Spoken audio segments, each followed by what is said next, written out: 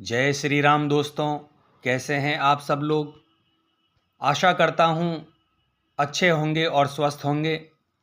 दोस्तों, बहुत से व्यक्तियों को लोबान और गूगल के बीच का जो अंतर होता है वह पता ही नहीं होता और वह इन दोनों को एक ही प्रकार की चीज़ मानकर इसका प्रयोग अपने घर में करते हैं।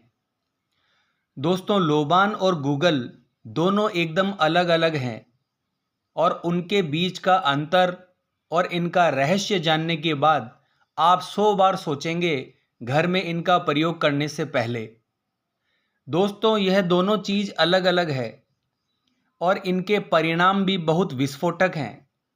दोस्तों, लोबान एक तरह के पेड़ के गोंद से बनाया जाता है।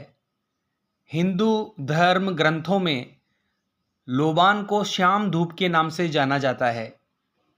दोस्तों, आप थोड़ा सा अपने दिमाग पर जोर डालिए और बताइए कि लोबान का प्रयोग आपने किन किन स्थानों पर होते हुए देखा है। लोबान का प्रयोग अधिकतर मज़ारों, दरगाहों, पीरों फकीरों की बैठकों में सबसे ज़्यादा होता है। मुस्लिम झाड़ फूंक करने वाले और मुस्लिम समुदाय के लोग अपने घरों में धुनी करने के लिए इसका प्रयोग करते हैं, यानी सिर्फ और सिर्फ लोबान का प्रयोग करते हैं। अगर इस बात पर आपने आज तक गौर नहीं किया है तो आपको ज़रूर इस बात पर गौर करना चाहिए। इसके अलावा भी कुछ तामसिक टोटकों में, समसानिक क्रियाओं में और इसी श्रेणी की दूसरी गुप्त साधनाओं में भी लोबान का प्रयोग किया जाता है। यह सब गुप्त साधनाएं होती है। जाहिर सी बात है, सामान्य व्यक्ति कभी इन साधनाओं को देख ही नहीं पाता कि यह कैसे की जाती है। दोस्तों, आपको मंदिरों में लोबान की धुनी होती हुई कभी नहीं दिखाई देगी। मंदिरों के अलावा धार्मिक आयोजनों जैसे भागवत, कीर्तन, कोई कथा, सत्संग में भी लोबान का प्रयोग नहीं किया जाता है। हवन यज्ञ आदि में भी लोबान का प्रयोग नहीं किया जाता और ना ही इनकी कोई आहुति दी जाती है, यानी इसका प्रयोग नहीं किया जाता है। तो दोस्तों, इसका कारण क्या है? क्यों मंगल कार्यों में इसका प्रयोग नहीं होता? दोस्तों, हमारे धर्म ग्रंथों में इसके बारे में बताया गया है कि लोबान तामसिक शक्तियों को आकर्षित करती है। यह मृत आत्माओं, प्रेतों, पिशाचों का आवाहन करने वाली तामसिक साधनाओं में इस श्याम धूप यानी लोबान का विशेष महत्व होता है। क्योंकि दोस्तों, शमशान में बैठा तांत्रिक स्वाभाविक है कि किसी सात्विक शक्ति की तो पूजा नहीं कर रहा होगा। उसे अपनी तामसिक सिद्धियों के लिए मृत आत्माओं, प्रेतों, पिशाचों की आवश्यकता होती है, जिससे वह अपना काम करवाता है। दोस्तों, एक बात बताइए कि क्या पीर फकीर मृत आत्माएं नहीं है? क्या दरगाह एक कब्र नहीं है? इन्हीं कब्रों में लेटी हुई लाशों का आवाहन लोबान जलाकर किया जाता है।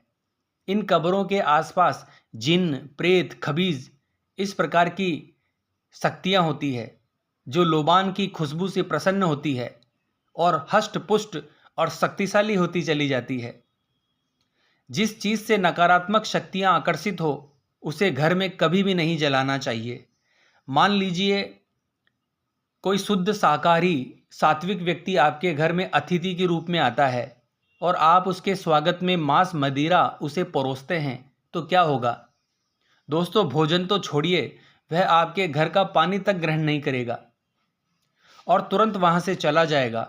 और यही नहीं, अगली बार आपके घर आने से पहले वह 100 बार सोचेगा। वहीं दूसरी ओर जो मांस मदिरा के शौकीन होते हैं वह ऐसे घरों में बार बार आने का बहाना ढूंढ लेते हैं। ठीक उसी प्रकार सभी सकारात्मक शक्तियाँ लोबान की गंध से वह स्थान छोड़कर चली जाती है और जिन्न, प्रेत, मृत आत्माएं जिन्हें लोबान की सुगंध पसंद है वह बार बार आपके द्वार पर आने का बहाना ढूंढती है। तो यही कारण है कि मंदिरों और धार्मिक स्थानों पर लोबान का प्रयोग नहीं किया जाता है। इन स्थानों पर गूगल का प्रयोग किया जाता है, क्योंकि कई धर्म ग्रंथों में गूगल को देवधूप के नाम से जाना जाता है। लक्ष्मी और अन्य देवी देवताओं को आकर्षित करने के लिए गूगल को घी के साथ हवन की सामग्री में मिलाया जाता है। माँ बगलामुखी के वशीकरण मंत्रों में भी इसका भारी मात्रा में गूगल का प्रयोग किया जाता है, क्योंकि यह देवताओं और मनुष्यों को समान रूप से आकर्षित करती है। गूगल कपूर, लौंग, शुद्ध घी और गौ माता के गोबर से बने उपलों पर जब आप सामान्य सा हवन या धूनी करते हैं तो बुरी एनर्जी आपके घर से बाहर भागती है और आपके घर में देवी देवताओं का आगमन होता है। गूगल की सुगंध से मृत आत्माएं, प्रेत, जिन्न चिड़चिड़ाते हैं और उनकी शक्तियां इसकी धूनी देने से क्षीण हो जाती है। वह कमज़ोर पड़ने लगते हैं, उनकी शक्तियां कमज़ोर पड़ने लगती है। इसीलिए हर धार्मिक कार्यक्रम में गूगल की आहुति अवश्य लगाई जाती है।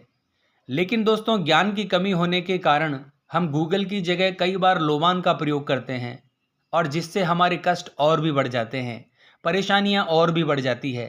तो मेरा आप सभी से अनुरोध है कि लोबान का प्रयोग ना करें, सिर्फ और सिर्फ गूगल का प्रयोग करें, उसकी धूनी लगाएं।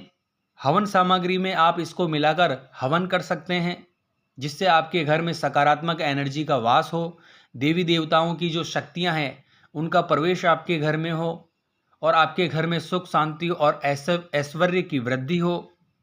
तो आशा करता हूं आज की यह जानकारी आपके लिए उपयोगी साबित होगी। तो मिलते हैं नेक्स्ट वीडियो के माध्यम से। जय मां अम्बे, जय श्री कल्याण।